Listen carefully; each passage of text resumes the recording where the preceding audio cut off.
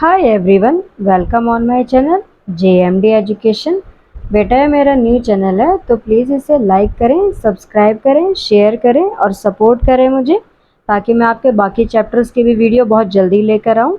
तो आज का टॉपिक जो हम करने वाले हैं वो आपकी क्लास 10th की पोएम फायर एंड आइस। तो चलिए चलते हैं इसके एक्सप्लेनेशन की तरफ। तो बेटा ये जो आपकी पोएम है बहुत खूबसूरत पोएम है। अगर आप इसको देखो तो इसमें बहुत डीप और हिडन मीनिंग है। हिडन मीनिंग ऐसा है जो मैं सोचती हूँ कि शायद हर एक इंसान को सोचना चाहिए गहराई से, कि कैसे हमारी जो दुनिया है इंसानों के आपसी मतभेद की वजह से, आपसी जो उनकी कन्फ्यूजन्स हैं, जो उनके आपस की जो हेटेड फीलिंग्स है, कैसे उसकी वजह से हम सब लोगों के बीच प्यार ख़त्म हो रहा है। तो एक पोएम की एक कोशिश है, एक पोइट की कोशिश है कि किसी तरह वो आप लोगों को समझा पाए कि हमें आपस में प्यार मोहब्बत को, एक दूसरे के भाईचारे को सपोर्ट करना चाहिए। तो सबसे पहले हम डिस्कस करेंगे पोएट ऑफ द पोएम। तो बेटा पोएट ऑफ द पोएम है आपके मिस्टर रॉबर्ट फ्रॉस्ट, और यही आपके जो पोएट है वो आपके डस्ट ऑफ स्नो के भी हैं।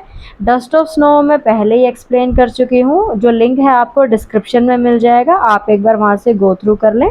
तो बढ़ते हैं हम एक्सप्लेनेशन की तरफ। सम से the world will and in fire. क्या कहता है पोएट? वो ये कहता है कि जब धरती के विनाश की बात होती है, जब भी धरती के ख़त्म होने की बात होती है, तो कुछ लोग क्या कहते हैं कि ये धरती अगर कभी ख़त्म हुई तो ये फायर की वजह से ख़त्म होगी।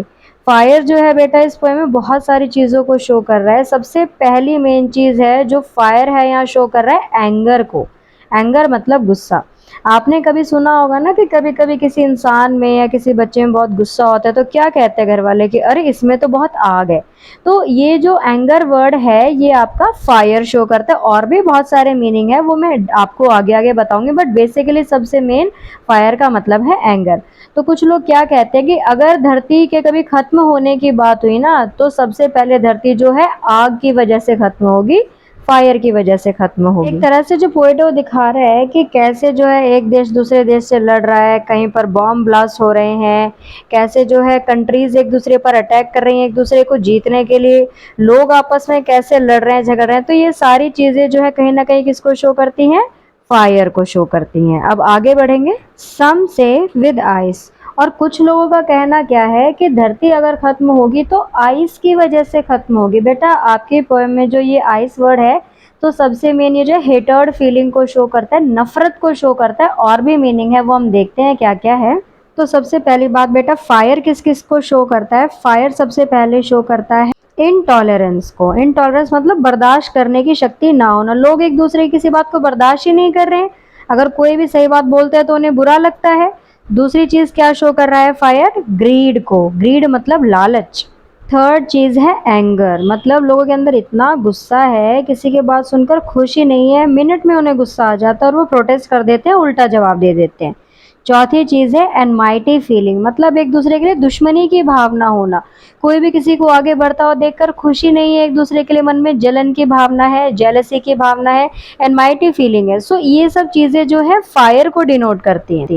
और अगर मैं आइस की बात करूं तो कौन कौन सी चीजें हैं जो आइस को शो कर रही हैं? सबसे पहले है हेटर्ड फीलिंग, मतलब हेट, नफरत की भावना। दूसरा है आपका रिजिडिटी। रिजिड, रिजिड मतलब क्या होता है? कोई चीज जो बहुत कठोर है, मतलब लोगों के अंदर फीलिंग्स ही नहीं है, इतने ज्यादा इमोशनलेस है, उन्हें किसी के सुख से दुख से कोई फर्क ही नहीं पड़ता है। नेक्स्ट है आपका इनसेंसिटिव, मतलब इस चीज को लेकर सेंसिटिव नहीं है, किसी चीज की परवाह नहीं कर रहे हैं, उनको कुछ सेंस उनकी काम ही नहीं कर रही है किसी चीज को लेकर। इसके बाद है इनडिफरेंस। इनडिफरेंस का मतलब क्या क्या बेटा? पहला मतलब है कोई इंसान जो बहुत उदासीन है, किसी चीज को लेके कोई खुशी ही नहीं है, उसके अलावा कोई किसी चीज को इग्नोर करता है, निग्लेक्ट करता है, वो भी इनडिफरेंस की कैटेगरी में आता है। या कोई हमेशा अपोजिट सोच रखता है दूसरों के खिलाफ, तो ये सारी चीजें इनडिफरेंस को शो करती हैं। उसके अलावा कन्फ्लिक्ट्स है, मतलब लड़ाई झगड़े बहसबाजी। तो बेटा ये सारी चीजें फायर और आइस को शो करती हैं। तो आगे देखते हैं स्टेंजा में पोइट क्या कह रहा है। वो क्या कहता है? From what I have tasted of desire, I stand with those who favor fire। वो ये कहता है कि भाई अभी तक मैंने जितनी लोगों की इच्छाओं को समझा है, या मैं अपनी ही बात करूं जितना मैंने इस दुनिया को समझा है, तो आई स्टैंड विद दोज, मैं उन लोगों के साथ खड़ा हूँ जो ये कहते हैं कि धरती सबसे पहले फायर की वजह से खत्म होगी, क्योंकि फायर की जितनी फीलिंग्स या जितनी चीज़ें मैंने बताई ये सबसे ज़्यादा फैल रही हैं और कहीं ना कहीं लोगों के बीच प्यार मोहब्बत को खत्म कर रही है। तो मतलब धरती अगर खत्म हुई तो सबसे पहले फायर की वजह से खत्म होगी। आगे पोएट कहता है, but if it had to perish twice I think I know enough of hate. Perish, perish का मतलब क्या होता है? डिस्ट्रक्शन। ट्वाइस मतलब दोबारा।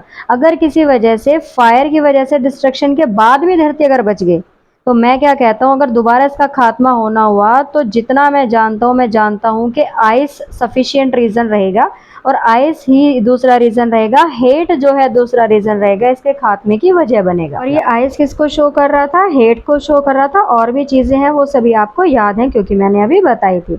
अब आगे देखते हैं क्या कहता है poet. To say that for destruction ice is also great and would suffice. Destruction का मतलब आपको पता है, ग्रेट मतलब बहुत बड़ा, सफाइस मतलब सफिशिएंट। वो कहता है एक बार धरती के खत्म होने के बाद अगर फिर भी धरती बच गई तो जो आइस है, जो हेटेड फीलिंग है या और चीज़ें जो आइस से जुड़ी हुई हैं, ये बहुत बड़ा, ग्रेट और सफाइस मतलब सफिशिएंट रीज़न रहेंगे इसको परमानेंटली ख़त्म करने के लिए।